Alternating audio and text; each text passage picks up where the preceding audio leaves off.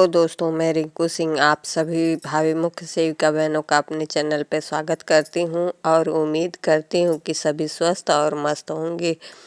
तो आज मैं उपस्थित हुई हूं आप लोगों के समक्ष एक सूचना महत्वपूर्ण बातों पे चर्चा के लिए। वो बात क्या है? वो महत्वपूर्ण बिंदु ये है कि संविदा कर्मी जो 126 पद है उसको होल्ड किया जाए। तो ये होल्ड की बात जो प्रतियोगी छात्राएं हैं, जो हमारी बहनें हैं, मुख्य सेविका बहनें, जिन्होंने दिन रात एक करके पेपर दिया है, उनके सरदर्द बन गए हैं। सरदर्द के साथ जो चिंता थी अब चिता के रूप में बदल रही है।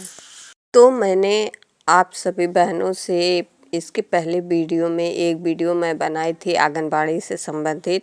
उसमें मैंने बताई थी कि जो प्रमुख सचिव जी हैं गीता जी, वो इस बात की मांग रख रही हैं कि संविदा कर्मी जो हैं उनको नियुक्ति दिया जाए, मतलब कि सरकारी किया जाए।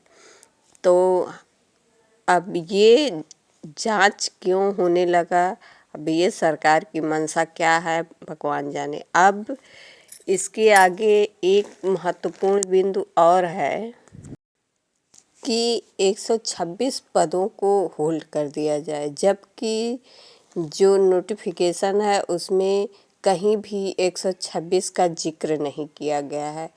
तो जो भी विभाग होते हैं उसमें 75% जो होता है वो प्रतियोगी छात्रों के लिए होता है, 25% संविदा कर्मियों के लिए ऑलरेडी रखा जाता है। तो जो लोग भी ये प्रे लगाए हैं कि 126 पदों को होल्ड कर दिया जाए, ये उचित नहीं है। मेरा ये मानना है कि उचित नहीं है, क्योंकि वो ये भी प्रे लगा सकते थे कि 126 पद को बढ़ाया जाए, क्योंकि नोटिफिकेशन में ऐसा लिखा गया है कि सीटों को बढ़ाया या घटाया जा सकता है। तो क्यों घटाया ही जा रहा है? बढ़ाया भी जा सकता है, जबकि 25% सीटें जो होती हैं संविदा कर्मियों के लिए ऑलरेडी रखी जाती हैं कि मतलब नियमानुसार जो क्वालिफिकेशन को अपना पूर्ण करेगा उसके लिए वो उतनी सीटें दी जाएंगी। तो ऑलरेडी रखी गई सीट है, उसके बावजूद भी जो प्रतियोगी छात्राएं हैं उनके सीटों में से कटौती क्यों किया जा रहा है? इसके लिए आवाज़ उठाएं बहनें कि वैकेंसी को पूरा करने के साथ साथ सीटों की बढ़ोतरी की जाए। जो सीट संविदा कर्मियों के लिए होल्ड किया जा रहा है उतनी सीट को और बढ़ाया जाए।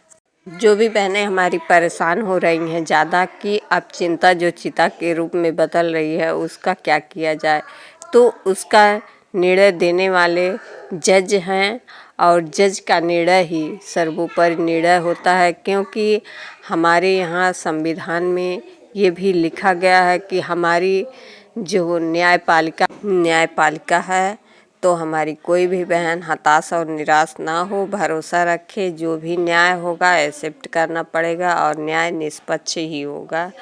इसी के साथ मैं अब आप लोगों इसी के साथ मैं अपनी वाणी को विराम